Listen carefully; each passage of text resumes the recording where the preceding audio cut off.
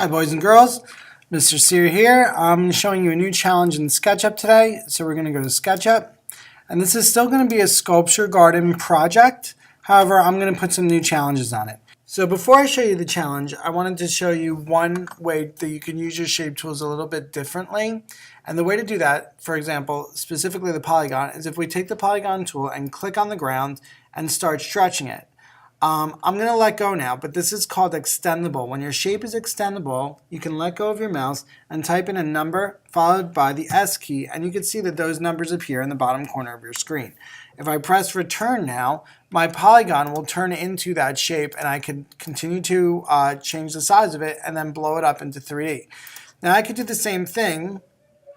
Click and release, type in 22S, return, and get a 22-sided shape, which looks at first like a circle, but is really more like, well, we can make it a cog.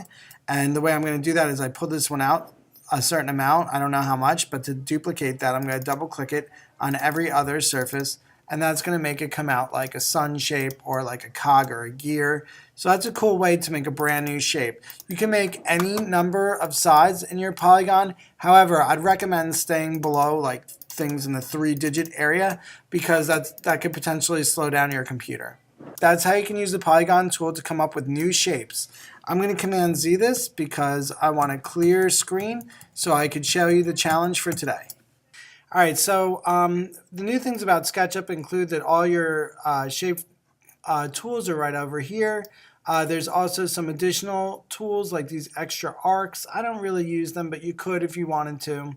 And of course you have your pencil tool, your eraser tool, the selection tool, and the push-pull tool. Alright, so I'm going to show you, we've already been using these tools, but I'm going to show you the new challenges that I'm going to ask you to try. I'm going to use my square tool for this demo, but you could use any of the tools in this folder, and I also want to show you how to use some special tricks on the polygon tool, but I'll show you that in a sec. So let's say we were using our square tool. We're going to use the square tool and the push-pull tool, and those are the only tools we're going to use for this entire this sculpture challenge. So I'm going to start by doing that, and then I'm just going to, all I can use is the square tool in as many different ways as I could think of to make changes to my sculpture. Again, using nothing but the square tool and push-pull. So I have to figure out how I can make my sculpture original using just those two shapes. And there's a lot of different ways to do it. There's a lot of different answers, but you know, you're going to have to figure it out on your own to figure out how to do it. So I'm going to make a bunch of rectangles here, and you can see that I'm trying to think of ways that I haven't already used them. I made a hole in one of them. Now I'm using my rectangles and putting them at different levels to make almost like stairs. Actually, I like that the way it is. Over here I made another hole through the floor, but I'm going to also make an area that comes out because not everything has to go down. It could also go up, so I'm going to do that. I'm going to make sure that there's something happening on all sides. So I'm going to come over here and start working over here. And I can use my square tool to also create rectangles. That's not cheating. Already I have 1, 2, 3, 4, 5, 6, 7, 8, 9, 10, 11 different rectangles or squares in my piece. However, I'm going to try and put at least 20 of them in. And really 20 is like what the minimal you should do is, which means that that's if you're aiming for a C.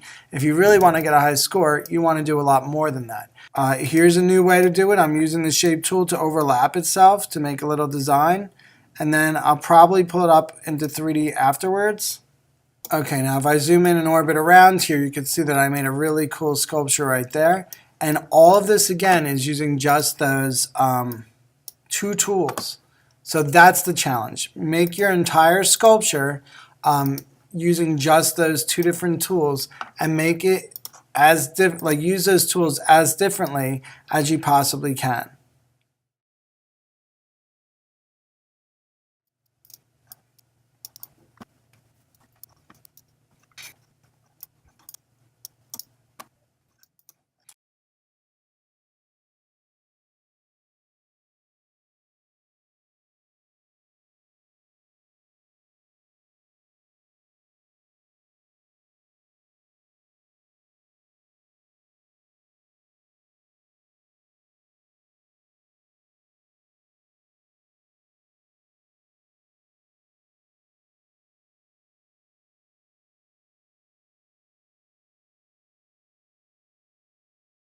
Okay, so this sculpture took me about maybe 15 minutes. I'm going to give you a little walk around here.